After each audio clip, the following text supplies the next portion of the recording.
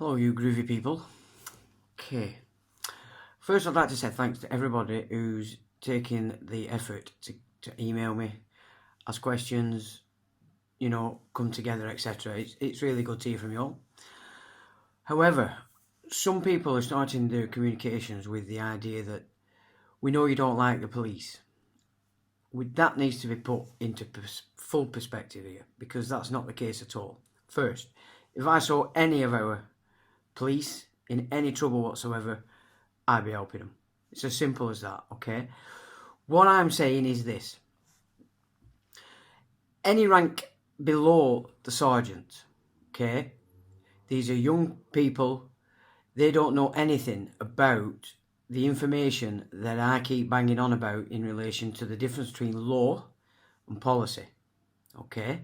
I know that below sergeant, they don't understand this concept, okay? That it's been made that way so that they can act in full belief that they're acting correctly in the way that they do. And of course, we've seen some bad examples. But again, one bad example does not mean your entire group of police are that mindset. I don't believe they are for a second. I also don't believe, even at the higher ranks, there are a lot of people who are comfortable with what's actually going on. So let me put that absolutely straight. I am not against the police at all. I mean, these guys do a great job. Their hands are tied from higher up. It's nothing to do with, guys not wanting to do the right thing. Most of them do, but their hands are tied. We know this. This has been going on for a long time. So what I'm going to say is this. In the video I made about how to claim jurisdiction when you're dealing with the police officer, as opposed to a police constable, is that sergeants and above, they do understand this knowledge. Okay, so they are in a worse position, which is why in that video I suggest you take it out of the hands of those you're dealing with, because in general they are below sergeants and they're just doing the job in their opinion, in their eyes. You move it to the duty inspector for the simple reason he is the one laying out the commands to all those officers in whatever area you're in, while he's on shift, and then it will transfer to another duty. Each of those are the commanders in that police HQ, as it were. So that's why you're going to remove it from these below sergeant, because arguing with them is right. It's not something you want to really get into with them, because they do believe they're doing the job. But at the higher levels, it's where you need to communicate your standing, as it were. So I just wanted to get that into some kind of perspective, so that people don't think I'm in any way encouraging people to despise the police. Look, we're all in this together. I know a lot of people, you're not caught up yet with what's actually going on, but what's being employed in America, and you can see them trying it here, is division. Okay, it's divide and conquer. It's the oldest protocol in war, because it works. If you can divide a population, they're divided. They're not working together to oppose. Okay, and if you've got them all divided on certain aspects of an agenda that you control, you're controlling all, and you're controlling it through the division. You with me? So they're always going to be dependent on those at the top end, because each division is controlled by the same, and they're deciding who gets what information, who gets what authority, etc., etc. So you can see what I'm saying there. That hasn't been realised by you guys out there yet.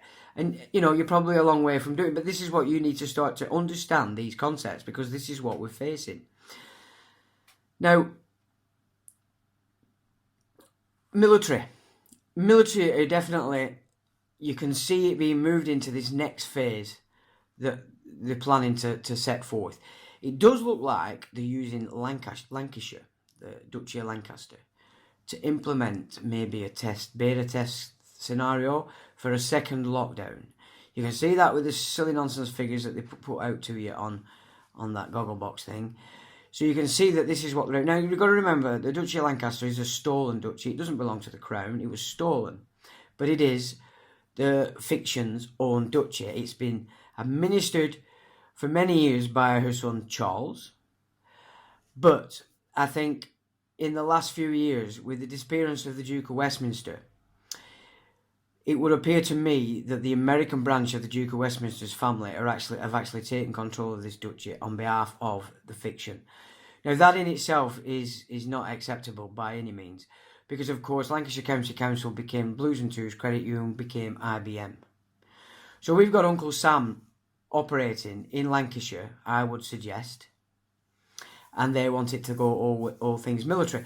Now, in this country, the Joint Chiefs of Staff have organised the terms under occupation that they operate. It's very clear. The last edition was published in 2004. Okay, now it's called the Joint Service Publication 383, and it's the 2004 edition, and it's very specific in relation to what the British Army, Navy, and indeed Air Force are allowed to do in relation to what is occupation, which is what we're under now. We're under United Nations occupation in this pandemic nonsense. However, given what I've just said in relation to this duchy, I would suggest Uncle Sam or the Zionists, the feds, not the American people, the same thing that the American people are suffering at the moment, with the federal, everything that comes with the term federal, FBI, CIA, etc. Because it has its root in the temple, the Crown Temple. This is where it comes from.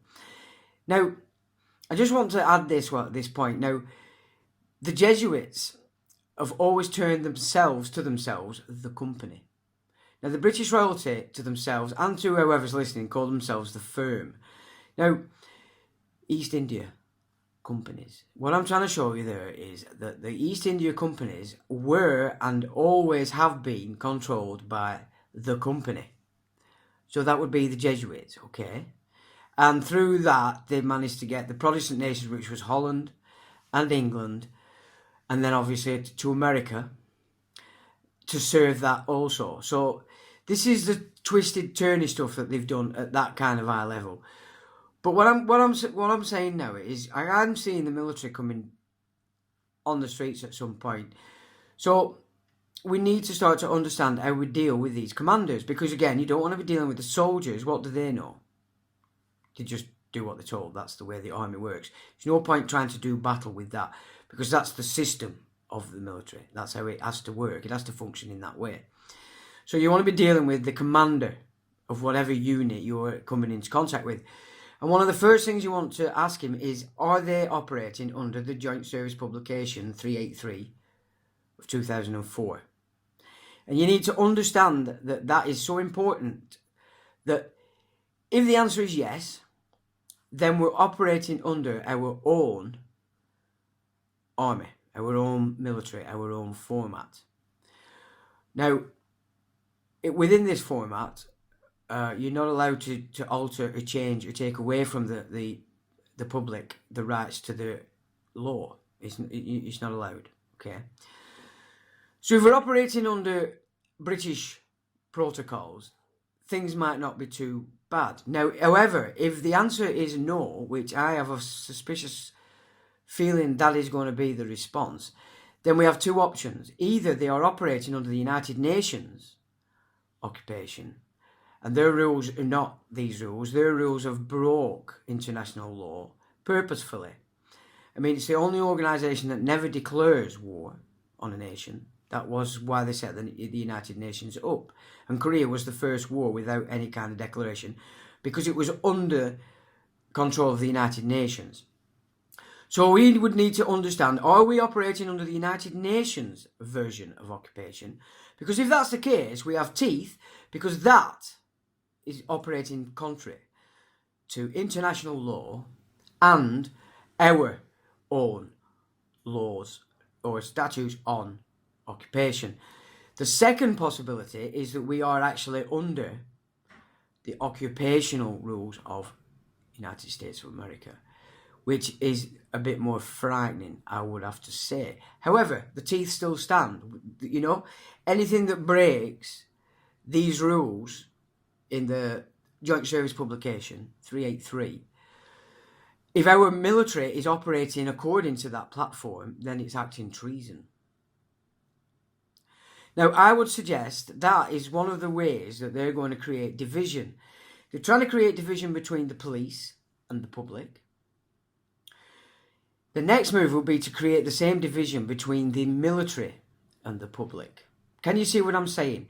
Now, in a video I did not long ago, which was full of expletives, and I do apologise, but I was talking to soldiers, and I know how soldiers talk, and that's how you communicate with soldiers. So if you got upset about it, get a grip, will you? There's more people in this world than just you, So I'm suggesting to the boys that there's only 125,000 of them boys.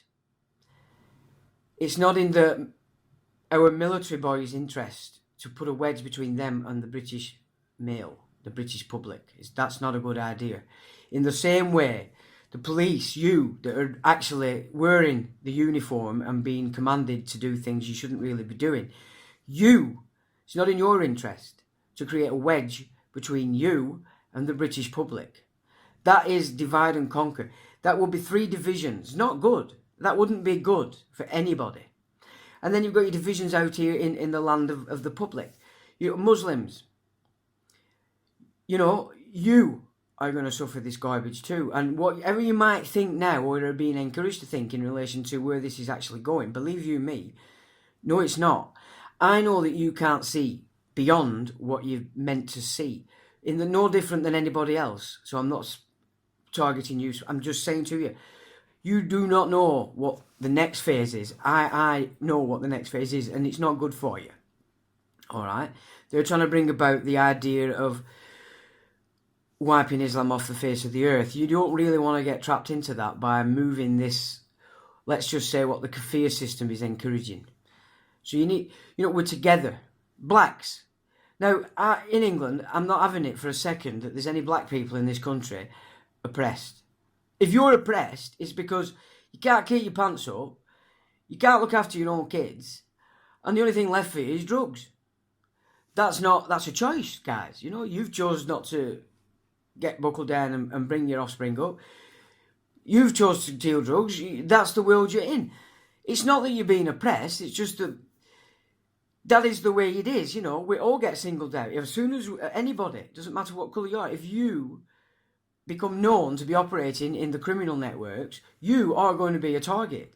You are in the limelight. You're going to be seen everywhere you go. That's the way it is. You get with it. If that's the life choice, you stick with it. You don't cry about it. Yeah? Okay, so some crap happened in America. Well, it happens all the time. And if you think that white cops are just killing black people, they kill more white people over there in America than they do anybody else. The problem isn't white-black. The problem is the police have become something other than what they should be. And that same mechanic is being tested out and tried here. Which gets me back to my first point. We have to see that those below sergeant are not savvy to this kind of stuff. They have no concept of the difference between servicing the law and servicing policy. They don't even, it's not even there. So it's pointless arguing with those. But this is what they're trying to achieve. They're trying to achieve the same position that the American police have now, where they are very easily snapped into operating. Not as they would believe contrary to anything, that's just all they know. We know it's contrary to servicing law. We know this. We also know that them above sergeant know this. So that's why you take it to the duty inspector. Because he's the one giving out the commands. Because it's about bringing us all back together. Not because we all love each other, but because we've realised that we're under attack here, and we're under attack from the forces we're not looking at in the correct manner. We're not, because we're looking at banners, we're looking at flags. It's past that. Something else controls everything else.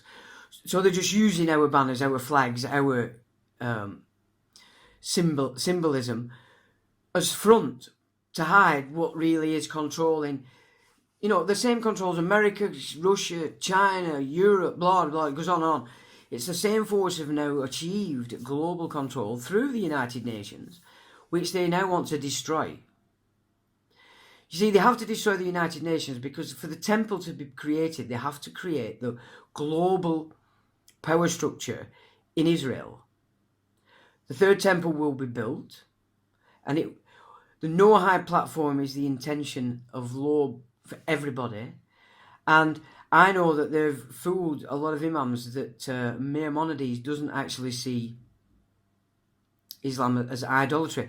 Make no mistake, it does. I actually have the doctrines in my grasp.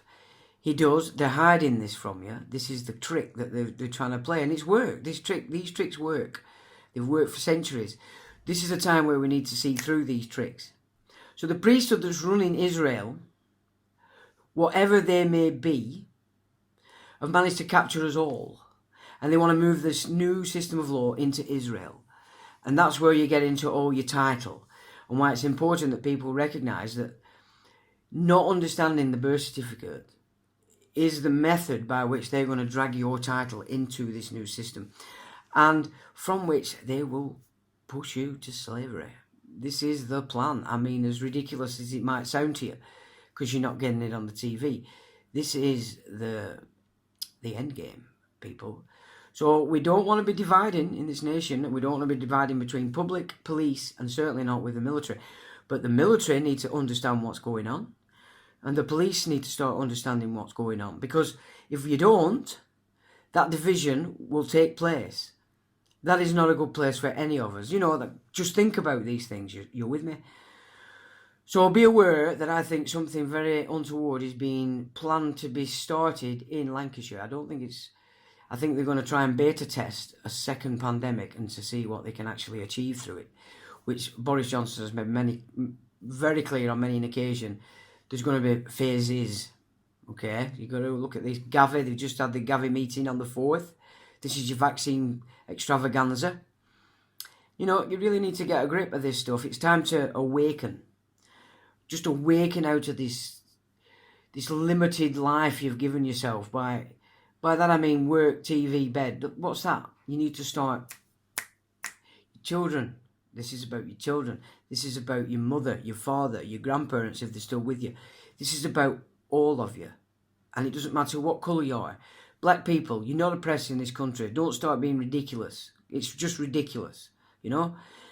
Black lives matter. We all matter, don't we? All of us. You know? Get a grip. Do not copy what they've achieved to get going in America here. We can't afford to divide in this nation. We all live here, and we've all lived here for a long time. And it's about time we started to realise that we do actually all live on this island together. You with me? Because this division that's about to be attempted, if it's successful, you're looking at game over, folks. You're looking at all your children are going to be whisked off, conscripted to war, because that's the plan for 2025, war with China. Or actually, sorry, 2023. Okay? So you've got, what, 2.5 years to wake up to this. They're going to try and start pushing in this military control now, this martial law. You know? You've really got to awaken. Till the next time.